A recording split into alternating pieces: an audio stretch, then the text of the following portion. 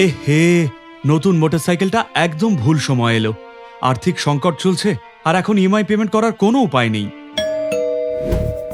আমি XYZ ব্যাংকের recovery agent. আমরা দেখেছি আপনার বেশ কিছু ইএমআই বাকি পড়েছে। আমি আপনার মোটরসাইকেলটা বাজেয়াপ্ত করতে এসেছি।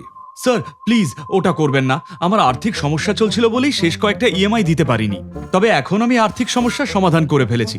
আমি কথা দিচ্ছি পরের মাস থেকে আমি নিয়মিত ইএমআই দিতে পারবো। এটা ব্যাংকের নিয়ম। আপনার বাকি পড়েছে প্রায় 20,000 টাকার মতো। আপনাকে এক্ষুনি অন্তত 5,000 টাকা দিতেই হবে, নইলে আমাকে আপনার বাইকটা বাজেয়াপ্ত করতে হবে। বেশ, আমি এখন 5,000 টাকা দিচ্ছি, বাকিটা আসছে কয়েক মাসের মধ্যেই মিটিয়ে দেবো। ঠিক আছে স্যার, আমি এটা বিশেষ ফেভার হিসেবেই করছি। আপনি ব্যাংকের ব্রাঞ্চ থেকে রসিদ কালেক্ট করে বকেয়া কত রইল সরাসরি জেনে নেবেন।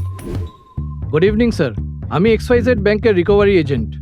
ব্যাংক থেকে পাঠানো এই রিকভারি স্টেটমেন্টটা একবার দেখে নিন। এতে বলা হয়েছে আপনার শেষ কয়েকটা ইএমআই বাকি পড়েছে, তাই ব্যাংক এখন আপনার ভেহিকেলটা বাজেয়াপ্ত করে নেবে। আপনি টাকাটা ব্যাংকে সরাসরি দিতে পারেন বা আমাকে দিয়ে রসিদ নিতে পারেন। তা কি করে হয়? আমি তো কয়েকদিন আগেই আপনাদের এজেন্টকে 5,000 টাকা দিয়ে দিয়েছি।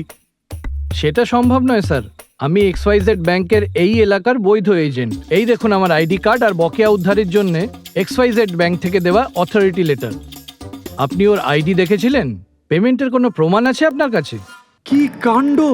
ওকে অন্ধের মতো বিশ্বাস করে এইভাবে ঠকলাম। সতর্ক হন, নকল রিকভারি এজেন্টদের জোচ্চুরি থেকে দূরে থাকুন। কি করবেন? কোনো রকম পেমেন্ট বা অঙ্গীকার করবার আগে সবসময় রিকভারি এজেন্টদের আইডেন্টিটি কার্ড দেখে নেবেন, যা ব্যাংক অথবা এজেন্সি সংস্থা থেকে ইস্যু করা হয়েছে। দেখে নেবেন এজেন্টের কাছে রিকভারি নোটিশের কপি আর ব্যাংক থেকে পাঠানো অথরাইজেশন লেটার আছে কিনা। এছাড়া আপনি হোম ব্রাঞ্চের থেকেও ফোনে যাচাই করে নিতে পারেন। কি করবেন না?